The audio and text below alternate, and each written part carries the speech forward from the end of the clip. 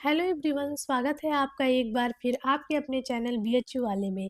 तो आज हम बात करेंगे मॉडर्न हिस्ट्री के पहले लेक्चर के ऊपर, यानी कि यूरोपीय कंपनियों का भारत में आगमन।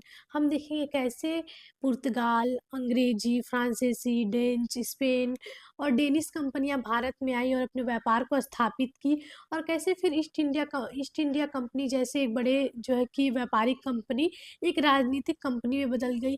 और उनका व्यापार से देखेंगे धीरे धीरे कैसे वो राजनीति में प्रवेश करने लगे और भारत के ऊपर अपना एक साम्राज्य स्थापित कर लिए। तो आज हम इसी के बारे में बात करेंगे। आज इस लेक्चर में हम लोग कुछ शॉर्ट इंट्रो लेंगे, यानी कि हम लोग देखेंगे पुर्तगालीज कौन थे, कैसे आए, अंग्रेज कौन थे जो पहली बार आए, कब आए, फ्रांसीसी कब आए, डच कब आए, डेनिश कब आए। तो आज हम एक शॉर्ट इंट्रो की तरफ इस लेक्चर को देखेंगे और कुछ इंपॉर्टेंट फैक्ट्स को देखेंगे जो कि एग्जाम के लिए काफ़ी इंपॉर्टेंट होते हैं। तो सबसे पहले हम लोग जो है कि लेक्चर स्टार्ट करने से पहले सबसे पहले हम लोग जानेंगे कि जो उन्होंने कॉलोनी स्टैब्लिश की थी, तो कॉलोनी का मतलब क्या होता है, यानी कि उपनिवेशवाद का अर्थ क्या होता है। ठीक, तो उपनिवेशवाद या फिर कॉलोनियलिज्म का अर्थ होता है कि जब कोई एक पावरफुल स्टेट या फिर कह ले पावरफुल कंट्री किसी जो है कि कमज़ोर कंट्री के ऊपर उनके जो है कि रॉ मटेरियल को यूज करने के लिए, उनके जो भी संसाधन है, नेचुरल संसाधन है या फिर उनके रिसोर्सेज को यूज करने के लिए, जब अपनी स्वार्थ पूर्ति के लिए उनके ऊपर कब्जा करती है, उनके ऊपर जो है कि अपना दावा पेश करती है, तो उसे ही हम लोग बोलते हैं उपनिवेशवाद। ठीक है, जब एक विदेशी राष्ट्र द्वारा किसी दूसरे राष्ट्र पे शासन किया जाता है तो उसे हम लोग उपनिवेशवाद कहते हैं शॉर्ट में। इसका अर्थ है कि जब एक दूसरे राष्ट्र के द्वारा किसी दूसरे राष्ट्र पे शासन किया जाता है, यानी देश, यहाँ राष्ट्र का मतलब देश है। ठीक है, शासन किया जाता है तो उसे हम लोग कहते हैं उपनिवेशवाद। ठीक है, इसका अर्थ ये है। तो यहाँ पे मैंने आपको इंग्लिश हिंदी दोनों में दे दिया है। तो इसके जानने से सबसे पहला अर्थ है, कभी कभी पूछ देता है कि उपनिवेशवाद क्या होता है, इस टर्म का मतलब क्या है।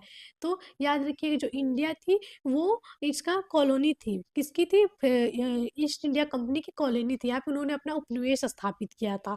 ठीक, यहाँ पे और दूसरा देखेंगे उपनिवेशवाद क्या है। तो उपनिवेशवाद में हम देखेंगे कि एक अमीर और शक्तिशाली जो है कि राज्य अपने विभिन्न हितों की पूर्ति के लिए, जिसमें हम कहें कच्चे माल के लिए, जैसे इंडिया को यूज करता था, बाजार के लिए यूज करता था, उसके नेचुरल रिसोर्सेज को यूज करता था, और अपने जो है कि प्रगति के लिए, अपने राष्ट्र की प्रगति के लिए जैसे इसका उपभोग करता है, उसे हम लोग कहते हैं उपनिवेशवाद। ठीक, दूसरा हम लोग देखेंगे कि अब हम लोग देखेंगे कि कैसे जो है कि जो बैकग्राउंड था यूरोपीय कंपनी का, वो लोग कब सोचे कि हमें भारत में आके जो है कि कॉलोनी स्टैब्लिश करना चाहिए या फिर भारत में हमें ट्रेड करना चाहिए, कैसे उन्हें यहाँ का मार्ग पता चला, ये सारी चीज़ें। तो ये जो बात है आपकी, ये बात है आपकी 15वीं और 16वीं शताब्दी के अंत की। ठीक है, ये जो अराइवल है यूरोपियन कंपनीज का, वो 15वीं और 16वीं शताब्दी की है।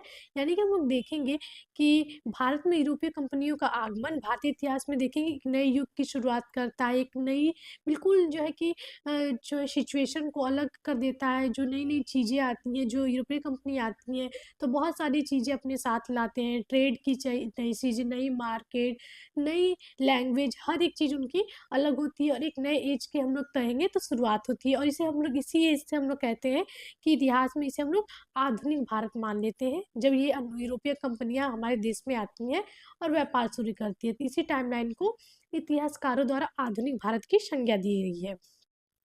सबसे पहले अगर बात करें तो भारत में सबसे पहले पुर्तगाली आए थे। ठीक है, अगर बात करें व्यापार की दृष्टि के लिए तो सबसे पहले पुर्तगाली, उसके बाद डच आए थे, अंग्रेज आए थे, फ्रांसीसी आए थे, और भी बहुत सारी यूरोपीय कंपनी आई और चली गई। और इनका जो मेन जो मोटो था वो क्या था, व्यापार था, ट्रेड था। जो इनका जब यूरोपीय कंपनी आई तो इनका जो एक नारा था वो था भूभाग नहीं व्यापार।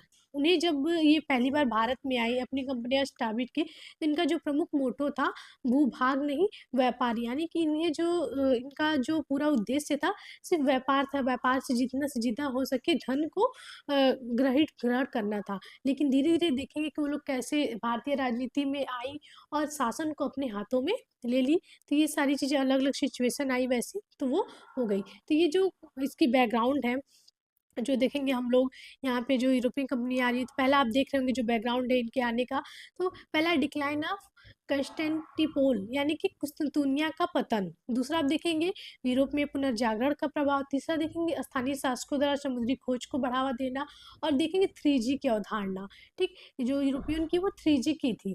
तो तीसरा हम लोग देखेंगे कि जब 1453 में यहाँ पे जो देखिए कुस्तुनतुनिया यूरोपीय देश कुस्तुनतुनिया का जो है कि कुस्तुनतुनिया पे जब तुर्कों का अधिकार हो जाता है, 1453 जब कुस्तुनतुनिया का तुर्कों पर अधिकार होता है, तो अब देखते हैं कि पूर्वी एशिया और यूरोप के लोगों के लिए ट्रेड के लिए जो है कि बहुत सारा जो व्यापारिक मार्ग होता है उस पर नियंत्रण स्थापित कर दिया जाता है, नियंत्रण हो जाता है। उसके बाद उन्हें ट्रेड के लिए एक नई रूट की जरूरत होती है, क्योंकि जब ट्रेड होगा तभी तो देश चलेगा, वहाँ से टैक्स आएंगे, जो भी धन आएंगे, तो वो सारी चीज़ ट्रेड पे बेस्ड थी। इसके बाद देखेंगे कि जब कुस्तुनतुनिया पे तुर्कों का अधिकार हो जाता है, तो वो लोग जो है कि नए-नए मार्गों की खोज करना स्टार्ट कर देते हैं, भौगोलिक खोज स्टार्ट होने लगती है, ज्योग्राफिकल सर्च होने लगते हैं कि नए-नए मार्गों की खोज जाए। राजाओं के द्वारा इसे प्रोत्साहित किया जाता है। और पहली बार हम देखेंगे पुर्तगाल के राजकुमार, पुर्तगाल के जो राजकुमार थे, हेनरी दी हेनरी व हेनरी दी नेविगेटर, इन्होंने देखेंगे भौगोलिक जो अभियान थे, जो भौगोलिक खोज थे, नए मार्गों की खोज को इन्होंने ही प्रोत्साहित किया था। ठीक है, पुर्तगालियों में सबसे पहले देखेंगे, पुर्तगाली सबसे पहले भारत में आए भी है, इन्होंने प्रोत्साहित किया कि लोग नए नए मार्गों की जो आविष्कार भी किया जाता है। तो इसी खोज में हम लोग आगे देखेंगे कि यहाँ पे आप देखें तो उस टाइम तक पुनर्जागरण भी यूरोप में चल रहा था और नए नए बौद्धिक विचार आ रहे थे। यहाँ पे प्रिंटिंग प्रेस का आविष्कार हो गए थे, लोगों को पुस्तकें मिलने लगी थी उनकी जो है कि रीजनल लैंग्वेज में, तो लोग उसे पढ़ रहे थे, उन्हें चीज़ों को समझाया जा रहा था। और भी बहुत सारी चीज़ें हम लोग देखेंगे पनपने लगी थी पुनर्जागरण काल में। बहुत सारी वैज्ञानिक चीज़ों का आविष्कार हो चुका था। तो ये सारी चीज़ों का प्रभाव देखेंगे कहीं ना कहीं जो है कि यूरोपीय कंपनियों को इधर आने में हेल्प करती है। दूसरा देखेंगे आपको हमने बताया कि promotion of maritime discoveries by local rulers, जो स्थानीय शासक थे वो लोग समुद्री खोजों को बढ़ावा देने लगे। यानी कि जब देखेंगे कि जो स्थल मार्ग जब कंट्रोल कर लिया गया, तो लोगों ने समुद्री खोजों को बढ़ावा दिया, जिसमें आपको हमने बताया हेनरी द नेविगेटर ने, जो पुर्तगाल का राजकुमार था, उन्होंने इस चीज़ को बढ़ावा दिया था। 3G की अवधारणा, यानी कि इनका था गोल्ड, ज़्यादा से ज़्यादा सोना, ग्लोरियस, ठीक है, अपनी ज़्यादा से ज़्यादा अपनी जो है कि संपन्नता दिखाना, और गिफ्ट। ये 3 चीज़ें इनकी जो है कि 3G अवधारणा थी, गोल्ड, ग्लोरियस और गिफ्ट। ठीक है, तो ये सारी चीज़ों को इन्होंने काफ़ी प्रोत्साहित किया। इसी क्रम में हम लोग देखेंगे कि पुर्तगाली, ठीक है, पुर्तगाली एक नाविक आते हैं बार्थोलोमियो डियाज। यहाँ पे हम लोग देखेंगे कि धीरे धीरे जो है कि ये भारत में खोज होनी स्टार्ट होने लगती है। और यहाँ पे देखेंगे कि धीरे धीरे यहाँ पे ये जो रास्ता है इसे हम लोग कहते हैं Cape of Good Hope, Cape of Good hope.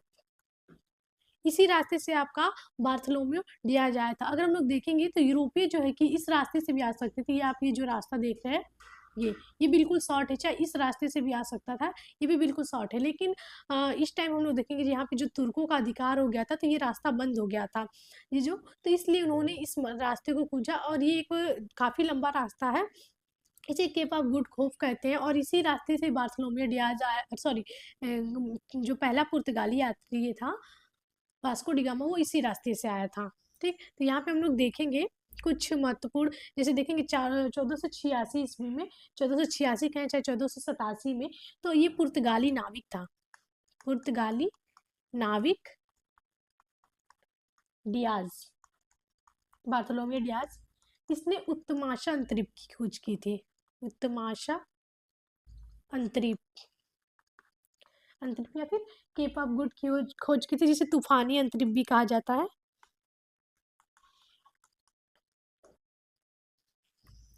अंतरिप, इसके बाद देखेंगे इसकी खोज के बाद धीरे धीरे बहुत सारे भौगोलिक खोज हुए। और उसमें देखिए स्पेन का जो निवासी था कोलंबस, स्पेन का था वो कोलंबस, ये निकला था भारत की खोज में, लेकिन ये फिर कहाँ पहुंच गया, अमेरिका।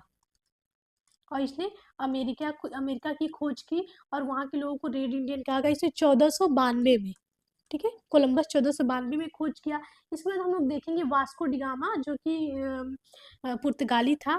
ये पहली बार इसी उत्तर महासागरीय या फिर केप ऑफ गुड होप दोनों कह ले, डिगामा, ठीक है। वास्को डिगामा 1498 में 17 मई, यहाँ पे 17 मई है, 1498 को ये केप ऑफ गुड होप के रास्ते से ये पहुंचता है भारत। ये पहला पुर्तगाली यात्री था जो कि भारत पहुंचता है, वास्को डिगामा। तो यहाँ पे आपको बताया 1486 में बार्थोलोमियो डियाज ने केप ऑफ गुड होप की खोज की, जो कि पुर्तगाली था, और इसके टाइम जो शासक था जॉन सेकेंड था।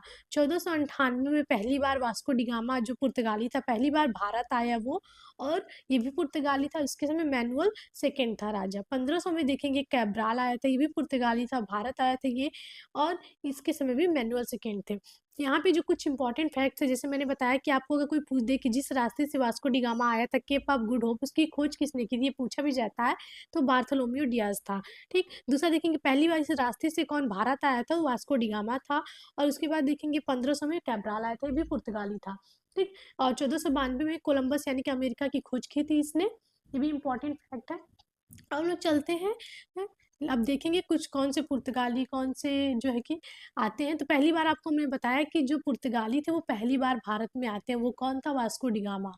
ये वास्को डिगामा जी हैं, आप इनका चित्र देख सकते हैं। तो पहली बार इन्होंने केप ऑफ गुड होप के रास्ते से आया था। इसके बारे में कुछ जो है कि नॉर्मल सी जो है, इनका जन्म 1460 में हुआ था, पुर्तगाली था। ये सबसे इम्पॉर्टेंट चीज़ है कि सबसे पहली बार कौन आया था, पुर्तगाली।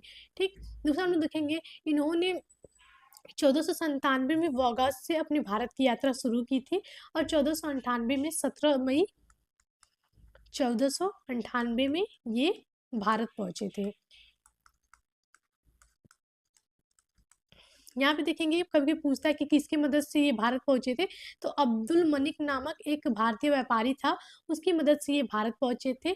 और यहाँ जब ये भारत आए थे तो वहाँ पे केरल के राजा जमोरिन ने इनके कालीकट तट पे, यानी कि जो कि उनका जिस बंदरगाह पे वे उतरे थे उस पर इनका स्वागत भी किया था। कभी कभी पूछ देता कि कौन से राजा ने वास्को डिगामा का स्वागत किया था, तो केरल के राजा ने किया था। किसने उसकी मदद की थी, तो अब्दुल मलिक ने इसकी मदद की थी।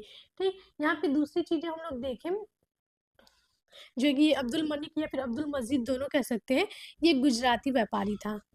ठीक है। दूसरा यहाँ पे देखें कुछ इंपॉर्टेंट फैक्ट्स इसी के बारे में, तो ये देखेंगे जो he earn 60 times of total cost in the first travel time, यानी कि जो इसने पहली बार यात्रा की थी, पहली बार भारत आया था, तो इसने लगभग 60 गुना ज़्यादा जो है कि वो लाभ कमाया था। यहाँ पे 60 गुना ज़्यादा लाभ इसने पहली बार में कमाया था। और फिर ये सेकेंड टाइम फिर आता है इसी लाभ के लिए, और ये दूसरी बार 1502 और 3 में आता है। फिर ये तीसरी बार भी आता है, यानी कि लास्ट बार भी आता है 1524 में। और Vasco da Gama died in India 1525 and buried in Cochin. और ये यहीं पे जब तीसरी बार आता है तो यहीं पे इसकी डेथ हो जाती है और इसे यहीं पे दफना दिया जाता है। ठीक है।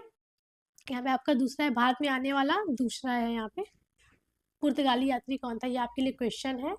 ठीक है। इसका आंसर आप लोग कमेंट में दीजिएगा। ठीक है।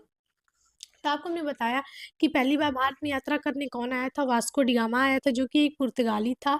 इसने अपनी यात्रा 1497 में शुरू की थी वोगास से, और कब आया था, 17 मई 1798 में। दूसरा है कि इसने अब्दुल मजीद नामक एक गुजराती व्यापारी से भारत पहुंचने में मदद करता है। इसकी जो कि स्वागत कौन करता है, तो केरल के राजा जमोरियन। और ये किस जहाज से आता है, तो हेक्टर नामक जहाज से आता है। ठीक है।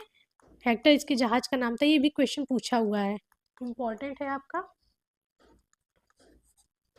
दूसरा आपको हम लोग देखें, हाँ, दूसरा कि 60 गुना ज़्यादा लाभ कमाया था जब पहली बार आया था, तो दूसरा, और इस यहाँ से बहुत सारे मसाले, काली मिर्च, ये सारी चीज़ें लेके गया था यहाँ से। मसाले, काली मिर्च, जितने भी भारत के, ये सारी चीज़ें अपने साथ वहाँ पे ले गया था। दूसरा हम लोग देखें, यहाँ पे देखिए, सॉरी ये पूरा, यहाँ पे देखेंगे जो कन्नूर है वो सेकेंड ट्रेड फैक्ट्री है। ये पुर्तगालियों की, और ये expansion and trade off Portuguese in India, देखिए कितने सही, जो जितने भी आप देख रहे हैं जगह, ये सारी जगह जो कि पुर्तगाली थे, वो अपनी पूरी जो है कि देखेंगे जो तट है भारत के, उसके किनारे अपने अपने बंदरगाह, अपने फैक्ट्रिया को स्थापित किया, जहाँ पे कन्नूर है, कालीकट आप देख रहे होंगे, और यहाँ पे मंगलोर है, गोवा है, जिसे 1510 में देखेंगे अल्बुकर्क कब्जा कर लेता है गोवा को, बीजापुर के शासक आदि शासक, सूरत, दीव, दमन, ये सारी जो है कि पुर्तगालियों की फैक्ट्रियाँ थी, कंपनियाँ, जहाँ पे उन्होंने स्थापित की थी। कुछ चीज़ें जो बहुत इंपॉर्टेंट है, बहुत बार पूछता है, तो वास्को डी गामा तो आ गया, उसके बाद हम लोग देखेंगे कौन-कौन आता है और कैसे-कैसे क्या होता है। वास्को डी गामा के बाद देखेंगे अल्बुकर्क आता है आपका 1500 ईस्वी में, और बाहर पहुँचने वाला ये दूसरा जो है कि पुर्तगाली होता है, और इसके बाद देखेंगे 1502 में आपको हमने बताया कि वास्को डी गामा फिर आता है, और 1502 और 3 में, फिर इसके बाद वो 1524 में लास्ट बार आता है, और यहीं पे उसकी डेथ हो जाती है। ठीक है, यहाँ पे कुछ पुर्तगाली गवर्नर और वायसराय उसके बाद आते हैं, और फिर यहाँ पे अपनी कंपनी को काफ़ी अच्छे से इस्टेब्लिश करते हैं और अपने साम्राज्य विस्तार करने लगते हैं, अपने व्यापार का विस्तार करने लगते हैं। इसमें हम लोग देखेंगे जो पहला वायसराय है वो अल्मीड़ा है, जिसका टाइम पीरियड आप देखेंगे 505 से 9 है। ठीक है, फ्रांसिसो डी अल्मीड़ा है, और ये जो है कि भारत का प्रथम, मतलब पुर्तगालियों का प्रथम वायसराय था जो भारत में भेजा गया था, और इसकी जो सबसे मतलब इम्पोर्टेंट वर्क देखेंगे तो वो ब्लू वाटर पॉलिसी है। ठीक, ब्लू वाटर पॉलिसी, जिसे हम लोग जो है कि शांत जल की नीति भी कहते हैं इसको, शांत जल की नीति। ठीक, यहाँ पे था कि जो सी ट्रेड था, यानी कि जो जितने भी ट्रेड से व्यापार होते थे, इसे वो लोग जो कि पुर्तगाली उसे अपने कंट्रोल में करना चाहते थे। इसका एक ही था कि हिंद महासागर में जो भी जो जहाजें आ रही हैं उसे अपने अंडर करना। ठीक है, यहाँ पे कंट्रोल के कुल मिला के यहाँ पे था कि जो भी सी ट्रेड था उसे कंट्रोल करना, इस पॉलिसी का मेन मोटो था, और इसने जो है कि दमन और दीव पे अधिकार भी किया था। दूसरे देखेंगे अल्फांसो डी अल्बुकर्क है, जो कि देखेंगे ये दूसरी बार आता है। अल्फांसो डी अल्बुकर्क पुर्तगाली वायसराय था, और इसका जो है कि जो मेन है, इसे कहते हैं real founder of Portuguese empire in India. दूसरा कहते हैं कि जो वास्तविक संस्थापक है पुर्तगाली साम्राज्य का, इसे कहा जाता है, वो अल्बुकर्क है, और इसने 1510 में गोवा पे अधिकार कर लिया, और जो उसके टेरिटरी में, उसके राज्य में जो सती प्रथा यानी कि औरतें, और जब मतलब किसी लड़की के हस्बैंड मर जाते, यानी किसी औरत के हस्बैंड मर जाते थे, तो उनको उन्हीं के साथ जिंदा जला दिया जाता था। उस चीज़ों को इन्होंने बैन किया था अपने टेरिटरी में, अल्बुकर्क ने। ठीक है, ये इनके कुछ मुख्य कार्य हैं जो पूछे जाते हैं। 1510 में इन्होंने बीजापुर के आदिल शाह से गोवा छीना और अपने अधिकार में कर लिए, कभी कभी बहुत ज़्यादा पूछा जाता है। दूसरा हम लोग देखेंगे कि इनका जो अल्बुकर्क था, इसका जो एक विजयनगर के शासक कृष्णदेव से भी काफ़ी अच्छे व्यापारिक संबंध थे, कभी कभी पूछा जाता है, तो कृष्णदेव राय से इसके काफ़ी अच्छे संबंध थे, और उससे मिलकर इन्होंने कई सारे किले बनाने के भी आदेश लिए थे। भटकल में एक किला बनाने का भी आदेश इन्होंने कृष्णदेव राय से प्राप्त किया था। नीनो डी पूना, जिसका टाइम पीरियड आप देखेंगे 1529 से 38 था, इसका जो प्रमुख कार्य हम लोग देखेंगे, इसने जो क्या किया था, जो कैपिटल थी उसे कोचीन से गोवा ट्रांसफर कर देता है। ठीक है, और दूसरा देखेंगे बॉम्बे, मसीन, सालसेट, इन सबको अपने जो कि कंट्रोल में करता है, वो था नीनो डी पूना। ठीक है, इसके बारे में है, ये महत्वपूर्ण फैक्ट। दूसरा हम लोग देखेंगे इसने भी जो है कि कार्टे सिस्टम, ठीक है, कार्टे सिस्टम जो कि व्यापार को नियंत्रित करता था, तो उसने कार्टे सिस्टम भी लाने का प्रयास किया था। दूसरा हम लोग देखेंगे मार्टिन अल्फांसो डियोज। ठीक, ये जो था इसका हम लोग देखेंगे टाइम पीरियड 1542 से 45 है, और इसने इसी के टाइम पीरियड में एक जो है कि सैन फ्रांसिस्को जेवियर जो कहते हैं वो भारत आए थे, एक संत थे, और इसी के टाइम पीरियड में आए थे ये। ठीक है, तो नेक्स्ट हम लोग देखेंगे, हाँ कुछ देखिए, ये जो हम लोग देख लिया कौन कौन से पुर्तगाली थे, कब कब भारत आए, कौन कौन से गवर्नर थे, ये सारे इंपॉर्टेंट थे, हमने आपको बता दिया। दूसरा हम लोग देखेंगे इनके जो जो पुर्तगाली है वो अपने साथ क्या लाए, क्या क्या चीजें जो कि भारत को इफेक्ट की थी। तो पहला है न्यू स्पेसीज ऑफ क्रॉप्स, नए नए फसल लाए, जैसे तंबाकू पुर्तगाली द्वारा लाया गया है, अफीम, काजू, कैशू काजी, पाइनएप्पल अनाज, ठीक, रेड चिली, ठीक, लाल मिर्च, पोटैटो, यहाँ पे पोटैटो है आपका, आलू, मक्का, स्वीट पोटैटो जिस शकरकंद कहते हैं, लीची, ये सारी चीजें जो है कि पुर्तगालियों द्वारा लाई गई थी, ये इम्पोर्टेंट है और ये एग्जाम में पूछे भी जाते हैं। ठीक है, दूसरा देखेंगे the printing press in India is the gift of the Portuguese. जो प्रिंटिंग प्रेस है, जो बुक छापने वाली मशीन है, वो चीज़ जो है कि पहली बार पुर्तगालियों द्वारा लाई गई थी और पहली बुक जो है कि पुर्तगालियों द्वारा छपी थी। The first printing press was set up in Goa. Goa के एक चर्च में हुआ था और वहाँ पे एक धार्मिक बुक छपी थी। The architecture of Gothic style, जो गोथिक स्टाइल है ये भी जो है कि पुर्तगालियों का है। और देखेंगे यहाँ पे जो बनारस में आपका संपूर्णानंद है, बनारस में संपूर्णानंद संस्कृत विद्यालय है, संपूर्णानंद, ये जो संस्कृत यूनिवर्सिटी वो गोथिक शैली में ही बना है, ठीक है। और ये गोथिक शैली किसके द्वारा लाई गई है, तो पुर्तगालियों के द्वारा लाई गई है और इन्होंने कई सारे गोथिक शैली में कई सारी इमारतें भी बनवाई हैं। दूसरा कभी पूछ देता है कि जो संपूर्णानंद है किस शैली में बना है, पूछा हुआ क्वेश्चन है, तो गोथिक शैली में बना हुआ है। दूसरा हम लोग देखेंगे तो जो फर्स्ट चर्च है वो पहली बार जो है कि अगर भारत में पहला चर्च की बात करें तो वो पुर्तगालियों के द्वारा ही गोवा में बनाया गया था। सबसे पहले आया तो सबसे लास्ट में पुर्तगाली भारत से गए भी थे और लास्ट में इन्हें जो है कि सैनिक हमलों के द्वारा बहुत सारी चीजें की गई, तब ये जाके जो है कि लास्ट में दमन दीव और गोवा को छोड़ते हैं। दूसरा देखेंगे डच, जो कि दूसरे डच जो कि भारत में पुर्तगालियों के बाद ये आए थे, पुर्तगालियों के बाद डच भारत आए थे, जो नीदरलैंड या हालैंड के मूल निवासी थे। हालैंड या फिर नीदरलैंड दोनों कहा जाता है, वहीं के रहने वालों को डच कहा जाता है, ठीक। इनकी जो कंपनी का नाम था डच ईस्ट इंडिया कंपनी नाम था, इनका देश का नाम था नीदरलैंड या फिर हॉलैंड। फर्स्ट डच ट्रेवलर्स जिसमें है कॉर्नेलिस डस्टमैन, जो पहला डच ट्रेवल था। और पहली अगर फैक्ट्री की बात करें वो मसूलीपट्टनम थी, जिसे 1605 ईस्वी में इन्होंने इस्टेब्लिश किया था। जो ये कॉर्नेलियन हाउटमैन है वो 1500, हाउटमैन है यहाँ पे एच है, ठीक है। हाउटमैन 1596 ईस्वी में ये भारत आए थे, सुमात्रा में पहुंचे थे, भारत के पूर्व सुमात्रा, ठीक है। ये डच थे। और दूसरी बात देखेंगे डच फैक्ट्री जो कि मसूलीपट्टनम में 1602 में देखेंगे इन्होंने अपनी कंपनी को बनाया था और ये 1605 में आए थे। First Dutch factory Bengal is Pipli, Pipli में इन्होंने बनाया 1627 में। जितने भी क्वेश्चन ये पूछा जाता है कि बंगाल में पहली डच कंपनी कब बनी थी, कहाँ बनी थी, पहली डच फैक्ट्री कब बनी थी, कहाँ बनी थी, कौन पहली बार आया था, किस देश के ये थे। और the centre of the Dutch in India is Nagapattinam, जो नागपट्टनम था ये जो है कि जो ट्रेड था उसका सेंटर था डचों का, ठीक। दूसरा लोग देखिए यहाँ पे मसालों का, जो है कि कॉटन के क्लोथ्स का, इस सारी चीजों का ट्रेड जो है कि ट्रेड करते थे। First gold coin bye European in India, pagoda उसे कहा जाता था, जो गोल्ड कॉइन पहली बार यूरोपियन के द्वारा चलाया गया था। दूसरा देखेंगे टेक्सटाइल ट्रेड बाय डच, जो कि जो टेक्सटाइल ट्रेड था, कपड़ों का व्यापार था, उसके लिए अटेंशन कहा जाए या फिर ध्यान दिया जाए, यूरोपियों का जो ध्यान गया था वो डचों के द्वारा ही गया था। डच की तरफ ज्यादा थे, पुर्तगालियों को देखे तो ज्यादातर मसालों की तरफ थे, लेकिन पहली बार कपड़ों की तरफ व्यापार का देखे तो वो चीजें डचों ने जो कि अटेंशन दिया। दूसरा देखिए the Dutch first gave European training to Indian soldiers, ठीक। जो भारतीय सिपाही थे उन्हें यूरोपीय सैन्य परीक्षण पहली बार वो डचों ने दिया था भारतीयों को, यूरोपीय तरीके से सैन्य परीक्षण वो जो है कि डचों ने दिया था। The Dutch gradually left India concentrating their trade in Indonesia. धीरे धीरे देखेंगे कि ये लोग अपना जो है कि साउथ ईस्ट एशिया में कंट्री इंडोनेशिया, वहाँ पे धीरे धीरे अपना ट्रेड बढ़ाने लगते हैं। वहाँ पे भी देखेंगे बहुत सारे जो है कि जैसे यहाँ पे इन्होंने कॉलोनी स्टैब्लिश कर ली थी अंग्रेजों ने, वैसे डच वहाँ पे काफ़ी टाइम तक कॉलोनी स्टैब्लिश कर ली थी, बहुत सारे अलग अलग तरह के जो कि प्रथाएं भी लाए थे। तो वो धीरे धीरे वो भारत को छोड़ते हैं और साउथ ईस्ट एशिया में शिफ्ट हो जाते हैं ये लोग। बैटल ऑफ बेदरा जो कि काफ़ी फेमस है, बेदरा, ठीक है, जो 1759 में होता है, between Robert Clive and Dutch. Robert Clive एक अंग्रेजी ईस्ट इंडिया कंपनी के सैनिक होते हैं, इनके और डचों के बीच में होता है और यहाँ पे अंग्रेज जीत जाते हैं। और इसी युद्ध के बाद देखेंगे 1759 में डच पूरी तरह से पराजित हो जाते हैं और ये भारत छोड़ के चले जाते हैं। तो यहाँ पे डचों के बारे में देखा।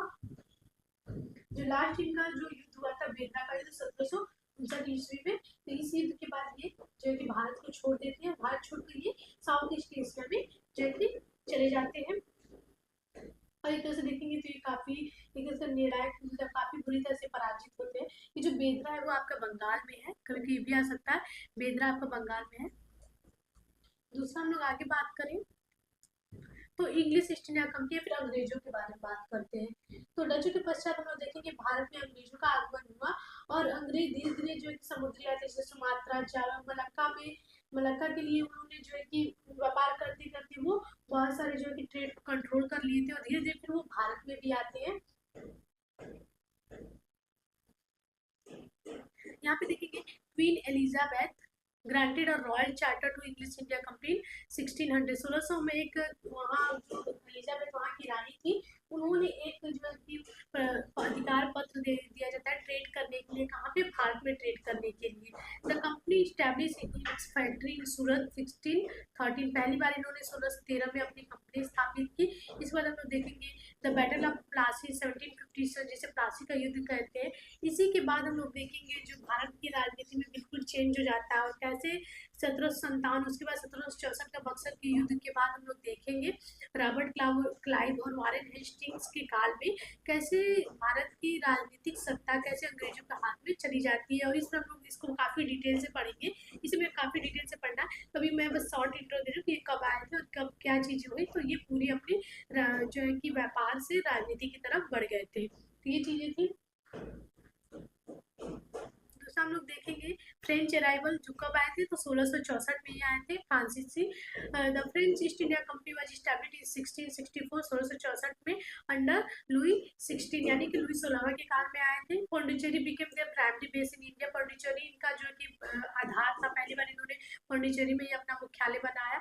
The Anglo French rivalry specially in the Carnatic war, जो कर्नाटिक वार हुए थे, 3 कर्नाटिक वार हुए थे, फर्स्ट कर्नाटिक वार, सेकेंड और थर्ड, जो कि काफ़ी टाइम तक, और इसने भी काफ़ी जो है कि भारत के राजनीति को, संस्कृति को, और देखेंगे आर्थिक चीज़ों को काफ़ी इफेक्ट किया था कर्नाटिक वार। ये कर्नाटिक वार अंग्रेजों और फ्रांसीसियों के बीच में हुआ था। इसमें देखेंगे जो फ्रांच होते हैं वो कमजोर पड़ जाते हैं, और फिर इन्हें 1760 में अपना बोरिया बिस्तर बांध के इन्हें भी अपना जाना पड़ता है। ठीक, दूसरा हम लोग देखेंगे, ये तो हम लोग चारों कंपनी को पढ़ लिया, हम लोगों ने पुर्तगाली, डच, इंग्लिश और फ्रेंच को पढ़ लिया। अब हम लोग कुछ एक शॉर्ट इंट्रो में जाना है कि इनके क्या क्या इम्पैक्ट हुए थे इन लोगों ने जब भारत में आए थे। तो पहला इकोनॉमिक इम्पैक्ट देखें तो ये भारतीय संसाधनों का यूरोपीय लाभ के लिए शोषण, यानी कि आपको मिलता है जब कॉलोनी स्टैब्लिश करते हैं तो उनका एक ही मोटो होता है कि जितना से जितना हो सके रिसोर्सेज का यूज कर सके, और इन्होंने काफ़ी ज़्यादा रिसोर्सेज का यूज किया। अकाल पड़े, गरीबी आई, लोगों को बहुत सारी चीज़ों को फेस करना पड़ा था अंग्रेजों के टाइम में। दूसरा हम लोग देखेंगे भारतीय कारीगरों और बुनकरों को ब्रिटिश नीतियों के कारण नुकसान हुआ। इनकी जो नीतियाँ थी, जब ब्रिटिश पूरा कंट्रोल कर लेते हैं भारत पे, तो वो बहुत ज़्यादा लैंड रेवेन्यू लेते हैं, और जब औद्योगिकरण होता है तो सिर्फ बाजार के लिए यूज करते हैं भारत को, कच्चे माल को बहुत ज़्यादा इम्पोर्ट किया जाने लगता है दूसरे देशों में। ये सारी चीज़ें इम्पोर्ट एक्सपोर्ट, ये सारी चीज़ें जो है कि भारत को, उनके कारीगरों को, हस्तशिल्प को काफ़ी इफेक्ट करती है। दूसरा हम लोग देखेंगे चाय, कॉफ़ी और नील जैसी बागान अर्थव्यवस्था की शुरुआत, और देखेंगे जो विदेशी फसल जैसे चाय, कॉफ़ी, सब चीज़ों से कृषि को काफ़ी ज़्यादा नुकसान हुई। ये सारी नकदी फसलें थी, और नकदी फसलों से खाद्यान्न फसलों की कमी हो गई, और खाद्यान्न फसलों की कमी की वजह से भारत में अकाल पड़ने लगे थे, और देखेंगे कि अकाल की वजह से कितनी ज़्यादा मृत्यु भी हुई थी भारत में। दूसरा हम देखिए कल्चरल टेक्नोलॉजिकल कंट्रीब्यूशन, उनकी जो इसमें क्या कंट्रीब्यूशन है तकनीकी में, संस्कृति में। तो पहला हम देखेंगे पश्चिमी शिक्षा प्रणाली की शुरुआत हुई, एक अच्छी तरह की कहेंगे कि वेस्टर्न एजुकेशन सिस्टम इन्होंने लाया। दूसरा रेल, जैसी जो रेल का जाल आज भारत में फैला हुआ है वे कहीं ना कहीं ब्रिटिश की ही देन है, टेलीग्राफ की भी इन्हीं की देन है, और भी जो आधुनिक हम लोग ढांचे देख रहे हैं, बिल्डिंग्स, रोड, ये सारी चीज़ें ब्रिटिशों ने लाए हैं। और दूसरा हम लोग देखेंगे इनके आने की वजह से हम लोग भारत और यूरोप के बीच एक सांस्कृतिक आदान प्रदान की भी जो है कि शुरुआत हो गई थी। दूसरा हम लोग देखेंगे डिक्लाइन ऑफ यूरोपियन रिवल्स, जैसे कि पुर्तगाली और डच प्रवास में संसाधनों संघर्षों के कारण कम हो गया, यानी कि जब देखेंगे कि जब यूरोपीय आते हैं तो इनके पास जो है कि सीमित जो बहुत ज़्यादा संसाधन नहीं होते, बहुत सपोर्ट नहीं मिलता इनके राज्यों के द्वारा, और इनका जो है कि डिक्लाइन हो जाता है 18th सेंचुरी में। 8वीं शताब्दी के अंत तक ब्रिटिश ने कंपनी प्रमुख शक्ति के रूप में उभर जाती है। यहाँ पे हम लोग देखेंगे सबसे पहले पुर्तगाली आती है, ये भी चली जाती है, क्योंकि इनके बाद हम लोग देखेंगे अंग्रेजों की शक्ति और संसाधन की वजह से इनको वापस जाना पड़ता है। डचों को भी अंग्रेजों ने भगा दिया, फ्रांसीसी भी चले जाते हैं, और देखेंगे ब्रिटिश यानी कि अंग्रेजी ईस्ट इंडिया कंपनी का पूरी तरह से भारत पे कब्जा हो जाता है। इसके बाद हम लोग देखेंगे battle of Plassey, battle of Buxar, बहुत सारे चार्टर एक्ट आते हैं, जिसमें आपको हम बता दें कि जब ये पूरी तरह से ब्रिटिश का पूरी तरह से भारत पे कब्जा हो जाता है, उसके बाद हम लोग देखेंगे भारत की राजनीति अर्थव्यवस्था सारी चीजें बिल्कुल चेंज हो जाती है, बिल्कुल प्रभावित होती है। जिसके बाद हम लोग 1757 का प्लासी का युद्ध, 1764 का बक्सर का युद्ध, कर्नाटिक वॉर्स आप देखेंगे। इसके बाद चार्टर देखेंगे, 1773 का चार्टर एक्ट, 1765 का द्वैध शासन देखेंगे, डुअल सिस्टम आता है। उसके बाद देखेंगे कॉन्टिन्यू चार्टर एक्ट आते ही रहते आते रहते, और इस तरह से हम लोग देखेंगे कि 1935 लास्ट इनका जो है कि भारत सरकार अधिनियम आता है। उसके बाद हम लोग देखिए 1947 में आज़ादी मिलती है। तो ये सारी चीज़ें ब्रिटिश नीतियाँ जो भारत को काफ़ी खोखला कर गई, इन सब के बारे में डिटेल से पढ़ेंगे, जो कि एग्जाम की दृष्टि से काफ़ी महत्वपूर्ण है। आशा करते हैं कि आपको मैंने जो ये शॉर्ट इंट्रो बताया यूरोपीय कंपनीज के बारे में, जो कि एग्जाम की दृष्टि से काफ़ी महत्वपूर्ण है, आपको पसंद आया होगा। जिसमें हमने देखा कि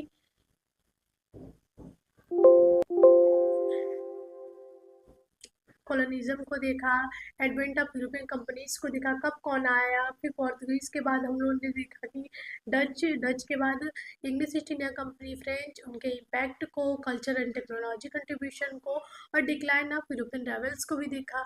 इस तरह से हमने एक शॉर्ट इंट्रो में काफ़ी चीज़ों को बताने का कोशिश किया और आपको एक अच्छी इन्फॉर्मेशन दी।